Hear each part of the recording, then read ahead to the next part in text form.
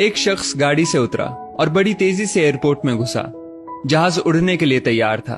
उसे किसी कॉन्फ्रेंस में पहुंचना था जो खास उसी के लिए आयोजित की जा रही थी। वो अपनी सीट पर बैठा और जहाज उड़ गया।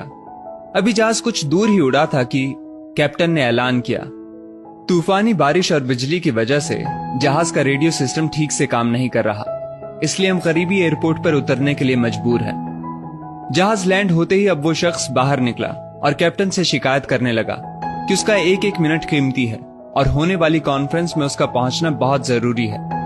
पास खड़े दूसरे मुसाफिर ने उसे पहचान लिया और बोला, डॉक्टर पटनायक, आप जहां पहुंचना चाहते हैं टैक्सी द्वारा यहां से केवल 3 घंटों में पहुंच सकते हैं। डॉक्टर ने उस शख्स का शुक्रिया अदा किया और टैक्सी लेकर निकल पड़ा।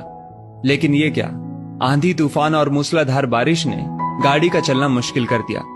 फिर भी ड्राइवर गाड़ी चलाता रहा। अचानक ड्राइवर को एहसास हुआ कि वो रास्ता भटक चुका है। नाउमीदी के उतार चढ़ाव के बीच उस शख्स को एक छोटा सा घर दिखा। इस तूफान में वही गनीमत समझकर गाड़ी से नीचे उतरा और दरवाजा खटखटाया। आवाज आई, जो कोई भी है अंदर आ जाए, दरवाजा खुला है। अंदर एक बुढ़िया आसन बिछाए भगवत गीता पढ़ रही थी। उसने कहा, माँ जी, अगर इजाजत हो तो आपका फोन इस्तेमाल कर लूं। बुढ़िया मुस्कुराई और बोली, बेटा, कौन सा फोन? यहाँ ना बिजली है ना ही फोन। लेकिन तुम बैठो, सामने चरणामृत रखा है, पी लो, थकान दूर हो जाएगी। और खाने के लिए भी कुछ ना कुछ फल मिल जाएगा, खा लो ताकि आगे सफर के लिए कुछ शक्ति आ जाए। डॉक्टर ने शुक्रिया अदा किया और चरणामृत पीने लगा। बुढ़िया अपने पाठ में खोई थी कि डॉक्टर की नजर उनके बगल में पड़ी। एक बच्चा कंबल में लिपटा पड़ा था जिसे बुढ़िया थोड़ी थोड़ी देर में हिला देती थी। बुढ़िया ने पाठ समाप्त किया तो डॉक्टर ने कहा, माँ जी, आपके स्वभाव और एहसान ने मुझ पर जादू कर दिया है। आप मेरे लिए भी दुआ कर दीजिए, ये मौसम साफ हो जाए। मुझे उम्मीद है आपकी दुआएं जरूर कबूल होती होंगी। बुढ़िया बोली, नहीं बेटा, ऐसी कोई बात नहीं। तुम मेरे अतिथि हो और अतिथि की सेवा ईश्वर का आदेश है। मैंने तुम्हारे लिए भी दुआ की है। परमात्मा का शुक्र है, उसने मेरी हर दुआ सुनी है।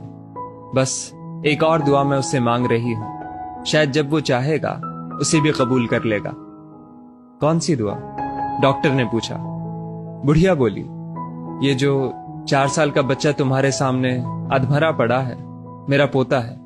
ना इसकी माँ जिंदा है ना ही बाप। इस बुढ़ापे में इसकी जिम्मेदारी मुझ पर है। डॉक्टर कहते हैं इसे कोई खतरनाक रोग है जिसका वो इलाज नहीं कर सकते।